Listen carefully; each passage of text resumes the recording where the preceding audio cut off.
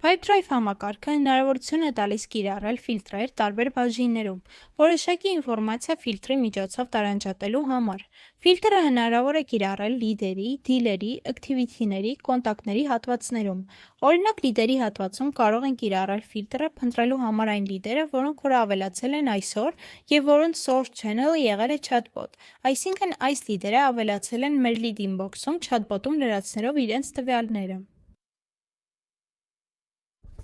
Դիլերի հատվածում ֆիլտրը կիրառելու համար կարող ենք սեղմել աջ կողմում ֆիլտր կոճակի վրա կամ սեղմել ձախ կողմում list կոճակի վրա։ Բացված պատուհանում կտեսնենք մեր բոլոր գործարքները։ Սեղմելով աջ կողմում everyone կոճակի վրա,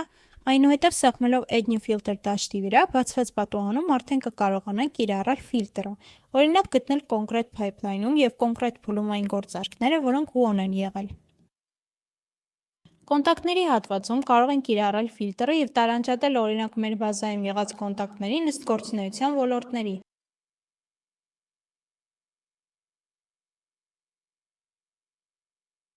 Ստացված ֆիլտրների տեսանելիությունը կարող ենք ընտրել private, այսինքն տեսանելի կլինի միայն մեզ, կամ shared, տեսանելի կլինի նաև թիմի այլ անդամների։ Կարող ենք ավելացնել ֆիլտրի անվանումը և պահպանել։